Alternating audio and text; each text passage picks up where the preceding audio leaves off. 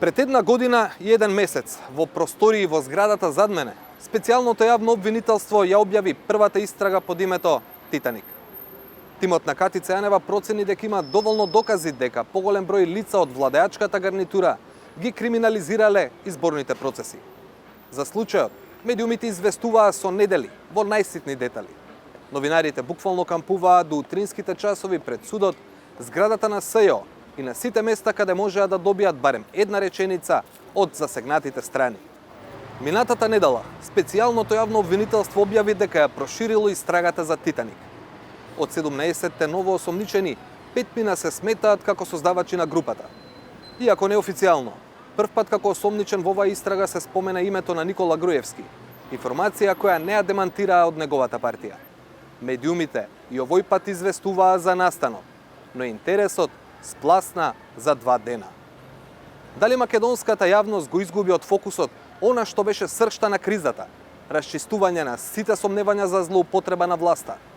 За оваа дилема разговарав со универзитетската професорка и колумнистка Ана Чупевска-Станишковска. Изгуби ли јавноста интерес за расчистување на сите сомневања за злоупотребата на власта во Македонија или пак оваа тема едноставно е потисната од друга тема?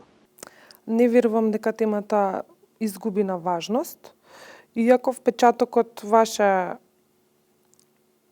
во ред, во смисла дека преокупирани сме со платформата за сметка на темите кои што ја поттикна оваа криза, а тоа се прислушувањата, сериозните овие кривични сомневањата за сериозни кривични дела извршени од страна на високи државни органи, масовните повреди на човековите права, прислушувањето на 26 од околу 26.000 лица без налози во процедура и во крајна линија ова второво како да се занемари на сметка на првото.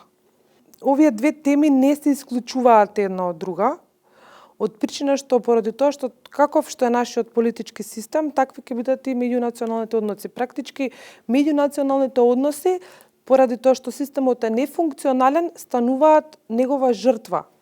И од тука до некаде и двете теми стана истовремено релевантни и нам ни е сега малку тешко да ги конотираме двете со подеднаква важност.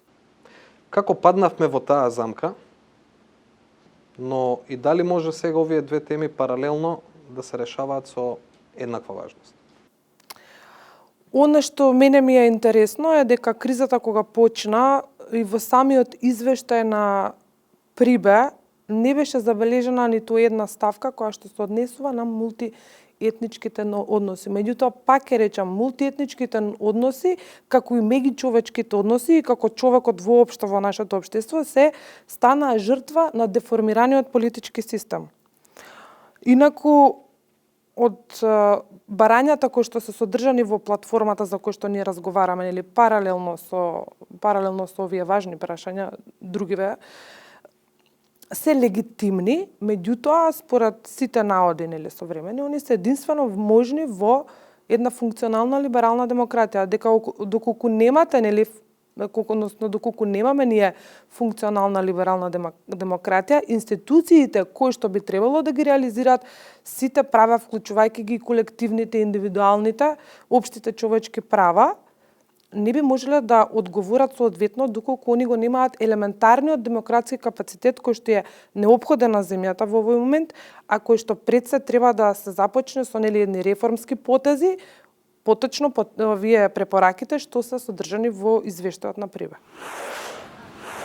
Времето на СЈО за покренување обвиненија истекува во текот на јуни и нема најави дали и како ќе им биде продолжен мандатот за да ги истражат сите потенцијални случаи.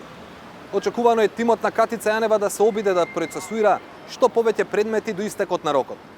Логично е тоа да бидат оние кои веќе се во фаза на истрага, што во исто време значи дека не треба да се очекуваат огромен број нови обвиненија покрај двата предмета што се веќе во суд. А предмет кој најдолго е во истрага е токму Титаник.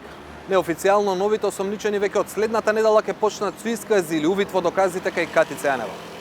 Јавно е познато дека фокусот на истрагата Сега се финансирањето на партијата и донаторите.